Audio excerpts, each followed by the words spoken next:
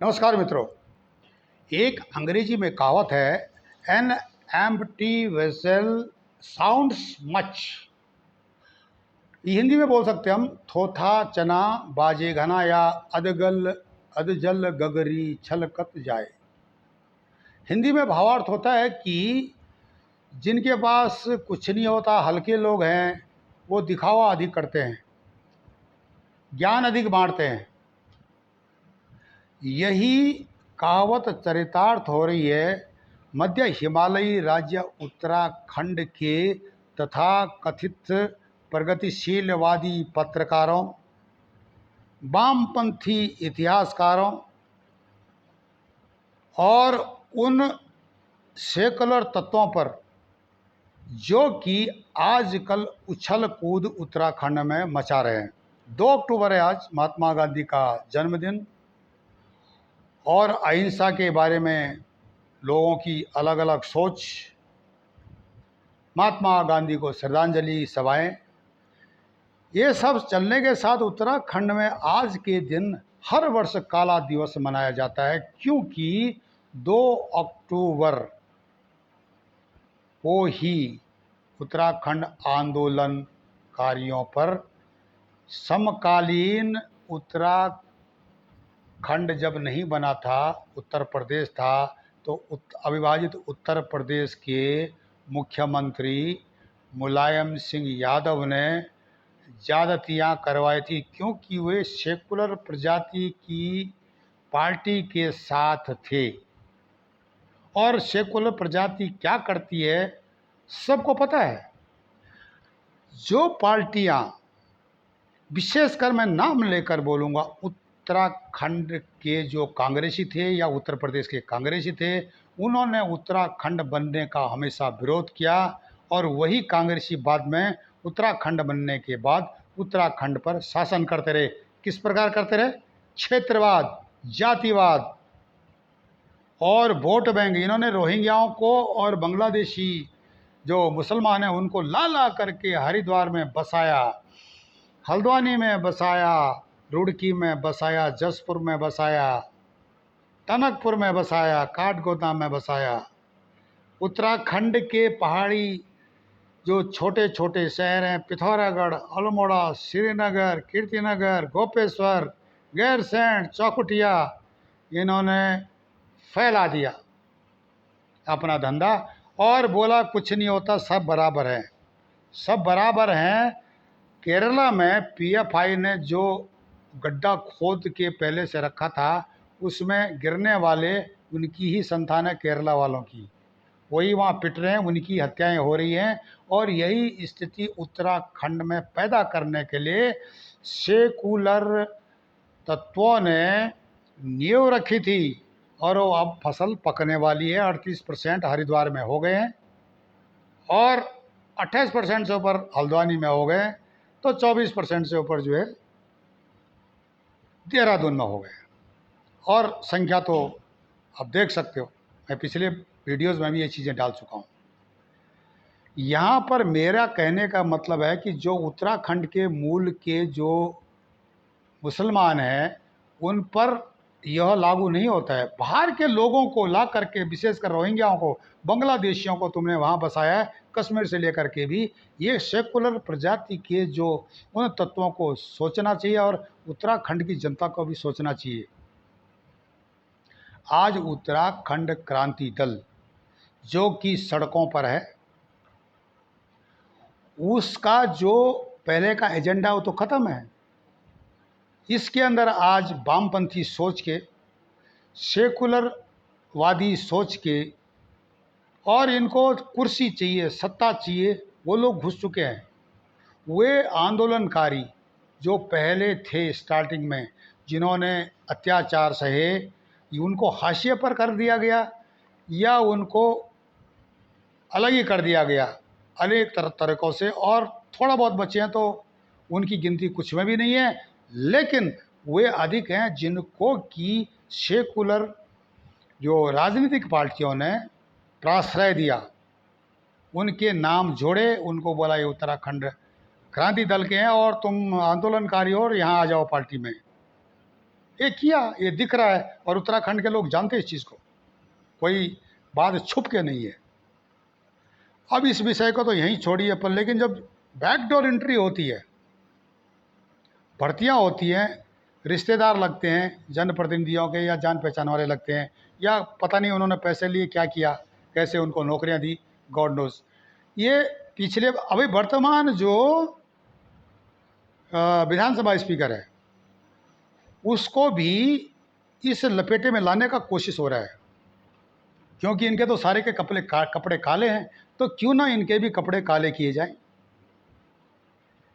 वास्तविकता यह है कि रितु खंडूड़ी जी जो वर्तमान विधानसभा अध्यक्षा हैं, उन्होंने अपनी सफाई दे दी, भैया ये मेरा पर्सनल स्टाफ है, एक बंदा है जो कि मेरा पर्सनल स्टाफ है। उत्तराखंड क्रांति दल वाला एक नेता, मैं नाम नहीं लूँगा उसका, वो एक आदमी का जो अपॉइंटमेंट लेटर को दिखा रहा था, वो अपॉइंटमेंट लेटर देना पड़ता है क्योंकि वो विधानसभा में काम कर रहा है।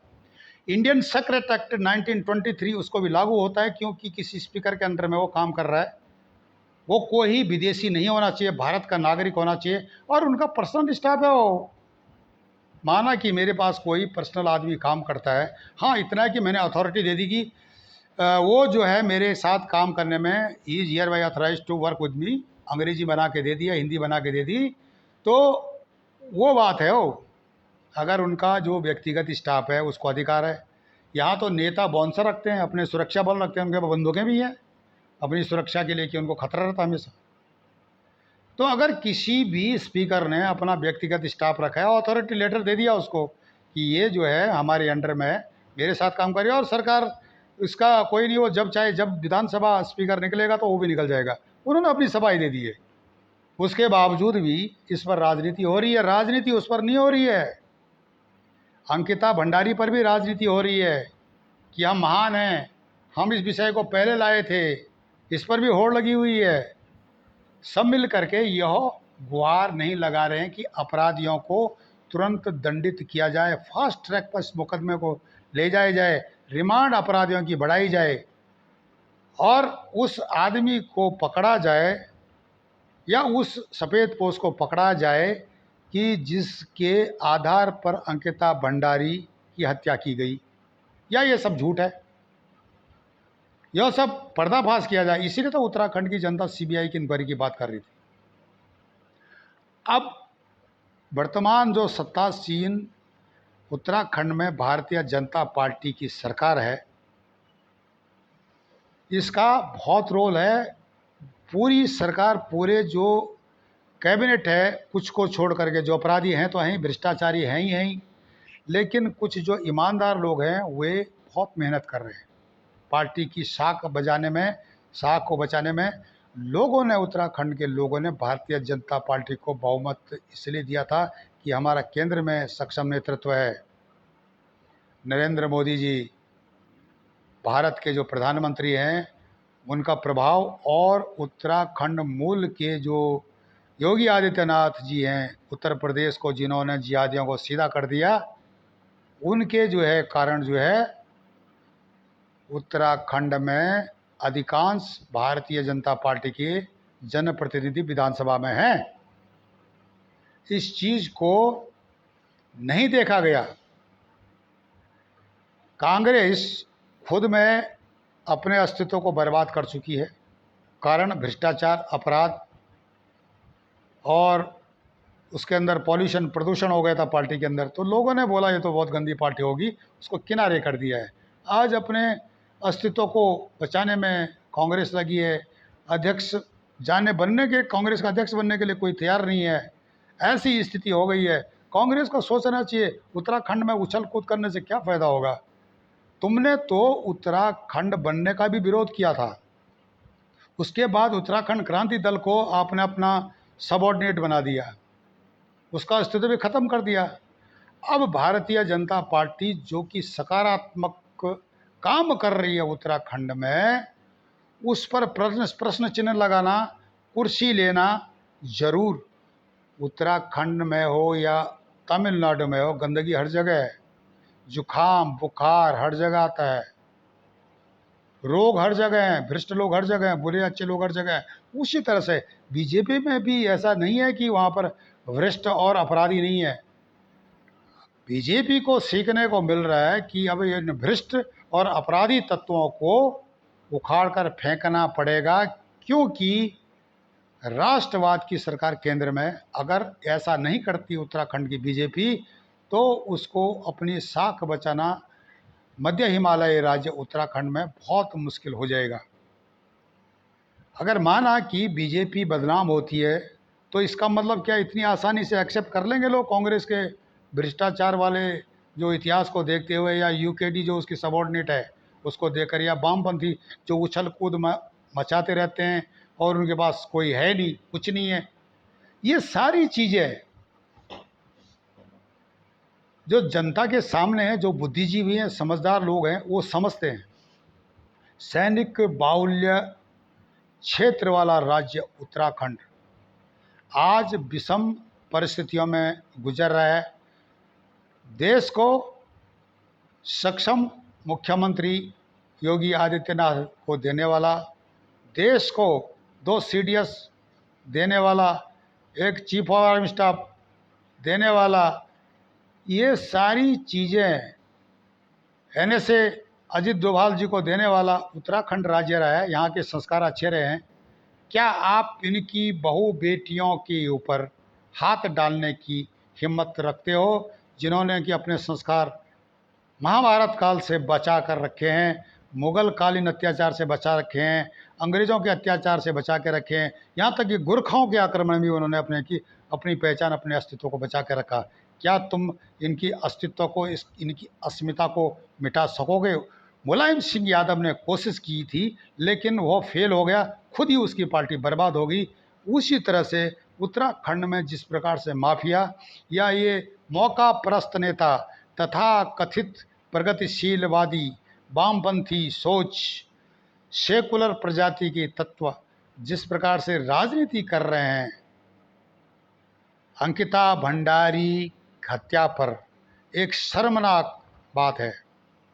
आप न्याय की बात करो, इस लड़की को न्याय दो, इन अपराधियों को फांसी दो, और अपराध में इन्वॉल्व जो भी जनप्रतिनिधि है, नेता है, उसको गला पकड़ के पार्टी से बाहर फेंको।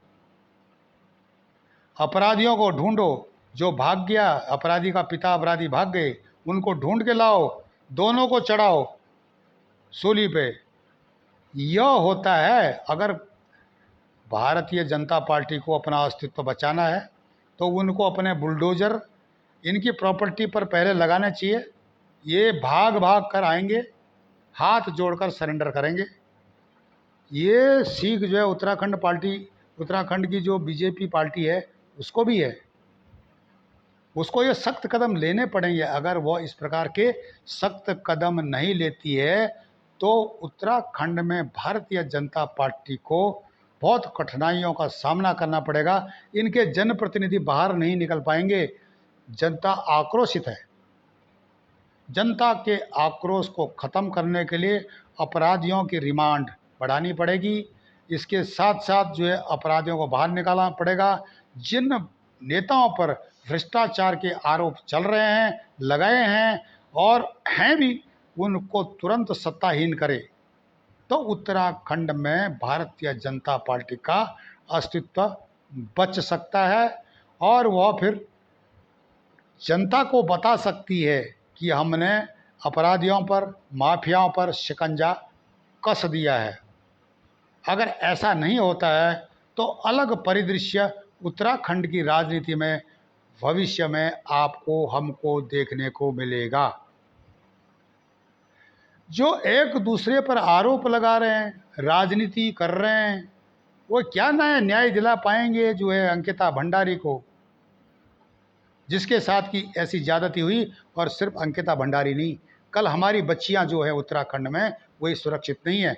अगर इस प्रकार का हिसाब किताब चलता रहा, तो आने वाले समय में जनता बोलेगी सिंहासन खाली करो, जनता आती है। तो इस स्थिति को ठीक करने के लिए अब सत्तासीन जनप्रतिनिधियों को सुधरना पड़ेगा। भारतीय जनता पार्टी जो केंद्र में सत्तासीन है, उसको उत्तराखंड के भ्रष्ट नेताओं, अपराधी नेताओं को उखाड़ फेंकना पड़ेगा बेखौफ।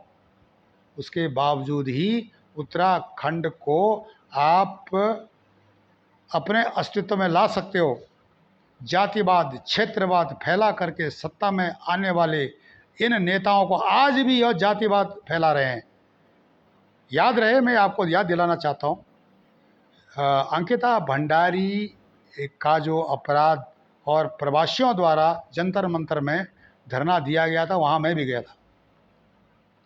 वहाँ पर जो तत्व आए थे उत्तराखंड में, विघटनकारी तत्व, वो मैं जानता नहीं उनको। वो मुझे पूछ रहे हैं कि भाई यहाँ जातिवाद का क्या आंकड़ा है उत्तराखंड में, कौन सी जाति की थी लड़की। मैंने उनको डांटा, उत्तराखंड में जातिवाद नहीं है। जब उत्तराखंड की बात आती है तो सिर्फ उत्तराखंड होता है, सनातन होता है, और दूसरी चीज़ बीच में नहीं आती। उत्तराखंड आंदोलन इसी आधार पर खड़ा हुआ था और उत्तराखंड राज्य इसी आधार पर बना था, जिसको कि समकालीन भारतीय जनता पार्टी ने भी सपोर्ट किया था। ये सच है। आज भी अगर उत्तराखंड की किसी भी जाति, किसी भी क्षेत्र की बेटी, बहू पर या आदमी पर अत्याचार होता है तो उत्तराखंड के लोग सब मिलकर खड़े होंगे।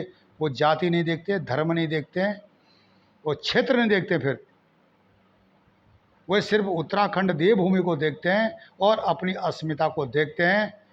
समय बदली हो गया है, अब समय रामपुर तिराहे का नहीं रहा है, बहुत सारी चीज़ें बदली हुई हैं। तो इस हिसाब से जनप्रतिनिधियों को चलना चाहिए।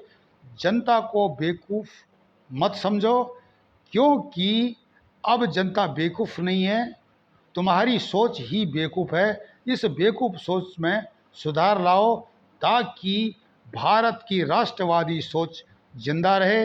दो राष्ट्रीय सीमाओं से लगा हुआ भारत का यह राज्य सुरक्षित रहे, दुश्मन की नज़रें जो है भारत पर न पड़े, और अगर किसी भी प्रकार का विघटन होता है इस हिमालयी राज्य में तो इसका फ़ायदा सीधा चीन ले जाएगा। चीन सबसे पहले जिहादियों को भेजता है भारत के किसी भी राज्य में, उसके बाद खुद घुसता है। केरला में, तमिलनाडु में यह उसकी प्रक्रियाएं जारी हैं। उत्तराखंड भी उसका यही एक निशाने पर है। कहीं ऐसा न हो कि कैलाश मानसरोवर में जिस प्रकार सनातनी पैसा भर रहे हैं चीन के लिए यात्रा के लिए, उसी प्रकार चार धाम के लिए भी भविष्य में भरना न पड़े, क्योंकि यहाँ जिहादी तत्व सक्रिय हैं। जगह जगह जिहादियों ने अड्डे बना दिए हैं। सरकार ऐसा बिल लाए कि उत्तराखंड जो कि सनातनियों की पवित्र भूमि है, वहाँ पर अधर्मियों का निवास वर्जित रहे। वहाँ पर जो है वो पवित्र भूमि है। चार धाम से महाभारत काल से जो है वहाँ पर यात्राएं चल रही है। पांडवों के समय से चार धाम होते रहे, ये नई बात नहीं है। तो इस प्राचीन भूमि को जो सनातनियों की, इसको पवित्र रखने के लिए केंद्र सरकार और राज्य सरकार कोई कानून लाए ताकि अपराध और भ्रष्ट लोग यहाँ पर अपना अस्तित्व न जमा सकें। चीन जैसे जो नकारात्मक सोच के देश हैं, उनकी बुरी नज़र उत्तराखंड पर न पड़े, जिहादियों का अड्डा न बने। इस विषय पर सरकार को सोचना पड़ेगा। आने वाले भविष्य में इसके लिए भी आंदोलन खड़े होने वाले हैं। मित्रों, आप हमारे चैनल ई ज्ञान को लाइक करें, सब्सक्राइब करें, कमेंट्स करें और शेयर करें। तब तक के लिए नमस्कार, धन्यवाद।